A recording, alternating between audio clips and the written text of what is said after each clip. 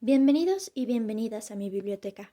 Mi nombre es Ranko y el día de hoy les traigo Viaje al centro de la Tierra de Julio Verne. Introducción. Julio Verne es uno de los más grandes autores que ha pisado la Tierra. Él es, junto con H.G. Wells, el padre de un género que estoy seguro has escuchado en películas modernas sobre mundos fantásticos, con los que el hombre solamente podía soñar en aquel entonces. La ciencia ficción. Verne fue un visionario de su tiempo. El mundo era muy distinto a como lo conocemos ahora. No había televisión, no había iPads, ni iPods, ni celulares, ni videojuegos. No había nada de toda la tecnología de la que hoy gozamos. Simplemente existía un hombre que parecía que podía ver hacia el futuro, con una gran manera de contar historias y con buenas historias por contar. El maestro Verne nació en Nantes, Francia, el 8 de febrero de 1828 y murió el 24 de marzo de 1905. Es, de acuerdo con algunas personas, el autor más traducido de todos los tiempos, junto con Agatha Christie, con más de 4.000 traducciones en diferentes idiomas. Esto no es una coincidencia, pues el señor tenía la capacidad de contar historias maravillosas, que podían no solo desatar la imaginación de los chicos y grandes, sino que además podían emocionar a la gente que las leyera, sin importar su nacionalidad, edad o tiempo en el que lo hicieran. Fue un hombre que pudo ver hacia el futuro y describirlo en sus historias, pero no porque fuera un vidente o un adivino, sino que tenía la capacidad de imaginar lo inimaginable hasta ese momento, para encontrarle una justificación práctica y lógica en lo terrenal.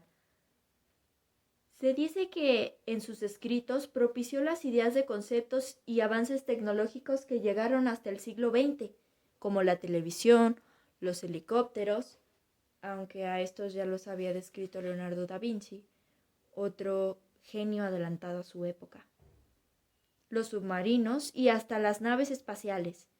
Desde niño fue muy inquieto. Se dice que a los 11 años se escapó de su casa y se subió a un barco que pretendía ir a la India, pero su padre lo detuvo y lo bajó a la fuerza. Desde esa edad empezó a escribir historias. Estaba muy interesado en la poesía y la ciencia, lo que generó una explosiva combinación y le dio, a la larga, ese estilo característico que hace de sus historias algo hermoso y fascinante al mismo tiempo. Estudió Derecho en París en 1847 y en ese año escribió su primera obra de teatro. En muchos años vinieron grandes obras, sobre todo las de los viajes fantásticos. Estos involucraron visitas a mundos maravillosos, mundos que la gente, que en aquel entonces no podía viajar, y más bien usaba su imaginación para hacerlo, aprovecharon al máximo. Julio Verne nos llevó como humanidad a conocer el centro de la Tierra, el centro del océano, los misterios de la luna.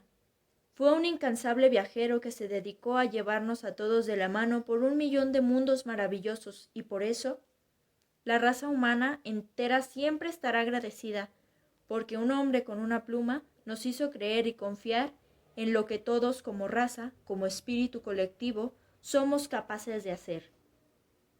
Superar las limitantes del cuerpo, del tiempo, del espacio y simplemente dejarnos llevar por lo que nuestra imaginación puede crear. Esa es la más grande enseñanza de Julio Verne y su gran legado a los hombres. Un explorador y un aventurero en espíritu, un escritor maravilloso, un poeta de lo inimaginable. Así fue Julio Verne. Capítulo 1. Había una vez, en el año 1863, un profesor llamado Otto Lidenbrock. Tenía una de las casas más antiguas de todo Hamburgo, y su criada Marta lo vio llegar tan temprano que creyó que a ella se le había hecho tarde para hacer de comer. Otto era un hombre muy impaciente, por lo que Marta se preocupó de apresurarse para hacerle de comer.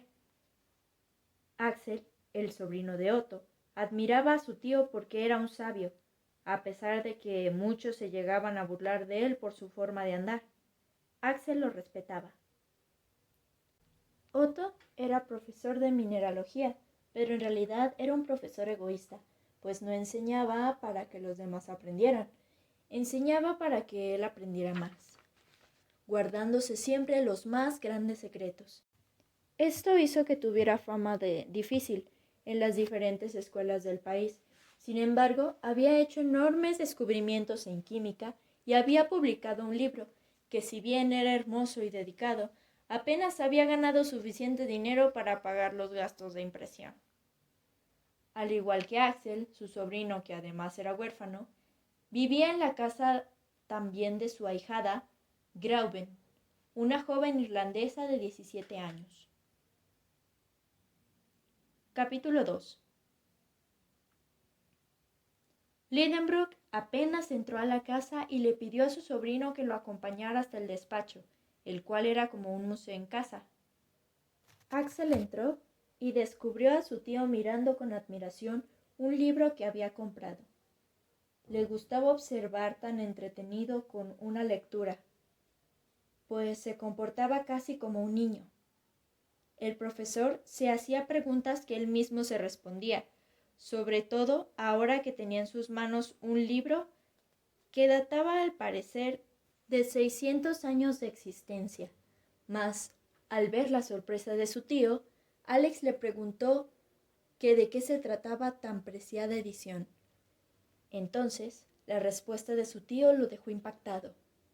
Es el Heimskringla de Snorre Sturluson, el famoso autor islandés del siglo XII. También era un gran alquimista. Los alquimistas buscaban transformar los minerales en oro por medio de fórmulas y pociones. El manuscrito que tenía entre sus manos estaba escrito casi en su totalidad con runas, una forma de escritura muy antigua que usaban las culturas europeas. Y Lidenbrock lo estaba traduciendo, pues conocía bien la lengua, que se parecía al griego. Al tratar de explicarle a su sobrino sobre su contenido, un pergamino grasiento y viejo se deslizó por entre las hojas del libro y cayó al suelo. Este documento, que quién sabe cuántos años tenía ahí encerrado en el libro, inmediatamente le llamó la atención. Cuando por fin extendió el pergamino con mucho cuidado sobre su mesa de trabajo, se dio cuenta de que estaba escrito también con lenguaje rúnico, tal como el libro que ya no estaba observando. Trató de analizarlo, pero se dio cuenta de que estaba escrito como en clave, y que no sería tan sencillo de descifrar. Marta llamó a la puerta y los invitó a comer. Otto Lidenbrock se negó a bajar, estaba obsesionándose, como era su costumbre, sobre la información que el misterioso pergamino poseía. Axel bajó y aprovechó que su tío no lo haría para comer doble porción de todo. Jamás se hubiera imaginado que aquel documento cambiaría la vida de todos para siempre. Capítulo 3. El profesor estaba seguro de que se trataba de un escrito rúnico y le pidió a su sobrino que lo ayudara escribiendo las letras del alfabeto correspondientes a los caracteres islandeses, mientras él le iba dictando. Cuando terminó, le arrebató la hoja al chico y la examinó por tanto tiempo que llegó a la conclusión de que se trataba de un criptograma, o, lo que es lo mismo, que era una forma de disponer las letras que pareciera no tener sentido, pero que en realidad tiene una clave oculta que cuando se puede revelar, se descubre un gran secreto.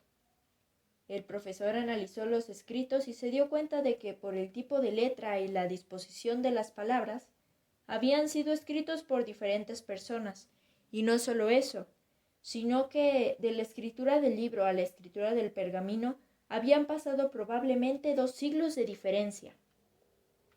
Tomó una lupa y descubrió que el documento no era más que una anotación del libro hecho por Arne Sagnussem, un sabio islandés del siglo XVI y notable alquimista también. Lidenbrock le explicó a Axel que los alquimistas de la época se limitaban apenas a 4 personajes muy famosos, y que si Arne Sagnussem se había tomado el tiempo para ocultar este criptograma era porque había hecho un descubrimiento sorprendente. Axel quiso convencer a su tío de que estaba exagerando y que Saknussemm no tenía motivos para ocultar un descubrimiento así, pues los sabios preferían que sus descubrimientos, investigaciones y secretos fueran reconocidos por todo el mundo. Lidenbrock le habló de Galileo y le dijo que cuando descubrió Saturno ocultó toda la información. Axel no tuvo respuesta. Entonces, el profesor se dio a la fácil tarea de descifrar aquel documento. Tenía 53 vocales y 79 consonantes. Entendió que no se trataba de islandés. Finalmente, y pensó que tal vez Saknussemm había escrito todo en latín.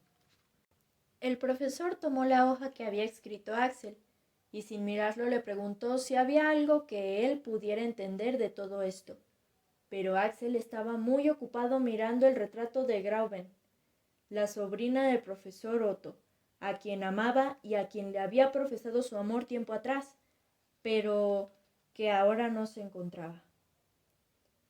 Fue un zape del profesor el que regresó a Axel a la realidad y le pidió que escribiera una serie de palabras agrupadas verticalmente para después volver a escribirlas de manera horizontal. Ahora, juntos, buscan interpretarlas tomando la primera letra de cada palabra, después la segunda, y así todas sucesivamente. Al hacerlo, frustrado, descubrió que el orden de las palabras no decía ni una sola palabra que él pudiera entender. Golpeó los puños contra la mesa del estudio y salió de éste y de la casa. Capítulo 4. Al verlo salir de la casa, Marta le preguntó a Axel si volvería para la cena. El joven solo respondió que su tío había decidido ponerse a dieta hasta no descifrar el pergamino, que evidentemente era indescifrable. Axel siguió preguntándose qué le pasaría a su tío. ¿Ese documento finalmente vencería la poderosa mente de su tío? ¿Volvería a casa victorioso o derrotado? Y mientras pensaba esto, tomó el papel con las palabras indescifrables y tratando de seguir el sistema de su tío, empezó a analizarlo de nuevo. Agrupó las letras de manera que formaran palabras, pero no lograba nada. Apenas podía reunir 2 o 3 palabras y ninguna le parecía conocida. Notó que la 14ª, la 15ª y la 16ª formaban la palabra hice. Y la 24ª y la 25ª y la 26ª la voz sir, pertenecientes al mismo idioma. Por último, en el cuerpo del documento y en las líneas segunda y tercera leyó también las palabras latinas rota, mutabile, ira, nec y atra. Esas últimas palabras parecían darle la razón al profesor acerca de la lengua en que estaba redactado el documento. Además, en la 4ª línea también descubrió la palabra lucro, que significa bosque sagrado, pero en otras líneas encontraba palabras en francés, en hebreo y otras en latín. Aquel documento estaba como para volverse locos. Al parecer contenía 4 idiomas diferentes. ¿Por qué tanto problema para encubrir un secreto? ¿De qué se trataba? Axel se sorprendió cuando al girar las letras creyó descubrir las palabras craterem y terrestre, entre otras cosas. Entonces sintió como su espíritu se elevaba al descubrir la clave del enigma. Para leer el documento no era ni siquiera preciso mirarlo a contraluz con la hoja al revés, como lo había sugerido el profesor. Podía leerse perfectamente sin ningún problema así, casi a simple vista. Es una lástima que su tío no hubiera tenido la paciencia suficiente, pues había estado muy cerca de lograrlo. Sin embargo, Axel lo había logrado casi por casualidad. Se inclinó sobre la mesa colocando su dedo sobre cada letra y sin titubear enunció en voz alta una frase entera. Cuando sus oídos entendieron las palabras que acababa de pronunciar, descubrió que el mensaje que el pergamino contenía era demasiado peligroso, tanto para él como para su tío. Pensó que su tío jamás debería de enterarse de lo que decía, y sintió la necesidad no solo de destruir el libro, sino el pergamino también. Pero justo cuando estaba tomando fuerzas para aventar el libro y el pergamino a la chimenea, su tío entró por la puerta. Capítulo 5. Axel apenas pudo devolver el libro y el pergamino al escritorio, y por su parte, Lidenbrock parecía muy preocupado y dispuesto a practicar nuevas combinaciones. Con la pluma lista en la mano, trabajó durante 3 horas sin levantar la mirada ni una sola vez. Axel lo miraba con detenimiento, sabiendo que con una sola palabra podría haberle ayudado y facilitarle el camino. Sin embargo, no hizo nada. Sabía que si le decía el significado del documento, no habría poder humano que lo pudiera detener para llegar tan lejos como ningún otro geólogo en la historia de la humanidad lo hubiera hecho antes. El profesor era una de esas personas capaces de arriesgar su propia vida con tal de lograr un nuevo descubrimiento. Algo dentro de Alex le dijo que revelara la información. Le confesó a su tío todo lo que sabía y le explicó cómo leer el documento. El profesor lanzó un fuerte rugido y en voz alta leyó el mensaje oculto. Desciende el cráter de Jokul de Sneffels, que la sombra de Scartaris acaricia antes de las calendas de julio, audaz viajero, y llegarás al centro de la tierra, como he llegado yo. En efecto, el documento se leía de izquierda a derecha, y así fue como decidieron emprender el viaje. Capítulo 6.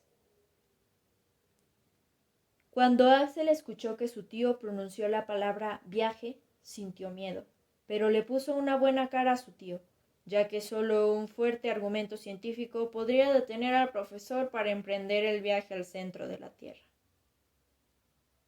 Durante la comida, Lidenbrock no mencionó una sola palabra del viaje y hasta se dedicó a hacer chistes tontos de viejo. Pero cuando terminaron de comer, su semblante serio volvió y le pidió a su sobrino que volviera al despacho. El profesor le explicó a su sobrino que la hipótesis de todo apuntaba a un volcán en Islandia, pero como todos los volcanes llevan la palabra Jökull, que significa lugar de la ventisca, por su elevada altitud, Islandia tiene mucha actividad volcánica y todas las erupciones suceden en las capas de hielo, lo que ha generado los montes que le dan nombre a la isla. Para descifrar la palabra Sneffels, fijaron su vista en la costa occidental junto a la capital de Islandia, que se llama Reykjavik. Ahí, cerca de la ciudad, había una montaña de 5.000 pies de elevación, una de las más notables de la isla, donde, según el escrito, se encuentra el cráter por el cual se puede ingresar al centro de la Tierra. Era desde 1219 un volcán inactivo de la región. Ante estas afirmaciones, Axel no supo qué objetar y trató de buscar más razones con las cuales convencer a su tío de que no fueran, pero el hombre era tenaz y rápidamente descifró que la palabra Scartaris y Sneffels forman varios cráteres y que sería imposible descifrar por cuál entrar. Pero de nuevo el profesor fue muy claro y entendió que durante los últimos días de junio, uno de esos picos de la montaña de Scartaris proyectaba su sombra hasta la abertura del cráter por el cual podrían entrar. Axel seguía buscando explicaciones y justificaciones para salvarle la vida a su tío y evitar el viaje. Le trató de convencer diciéndole que no era cierto que Arne hubiera viajado sano y salvo al centro de la Tierra, pues muchas teorías indican que cuando uno va bajando al interior del globo, la temperatura aumenta 1 grado por cada centena de pies que se descienden. Esto significa que si la Tierra tiene 1.500 leguas de longitud de radio, el centro de la Tierra tendría que estar a más de 2 millones de grados centígrados. Y no solo eso, sino que ni los más poderosos minerales y materiales conocidos por el hombre podrían resistir tal temperatura, mucho menos el cuerpo débil de un ser humano.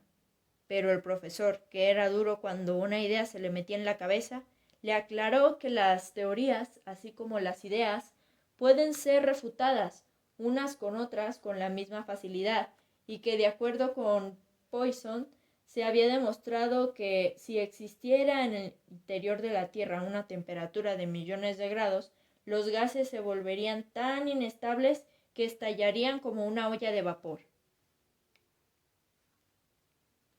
La única forma para que se supiera la verdad sobre el centro de la Tierra era que ellos mismos emprendieran la aventura de ir a conocerlo. Vaya que la historia ha cogido un giro interesante. Si quieres saber qué pasa después, dale like y suscríbete para que suba las siguientes partes. Espero les haya gustado. Nos vemos a la próxima, mis queridos bibliófilos.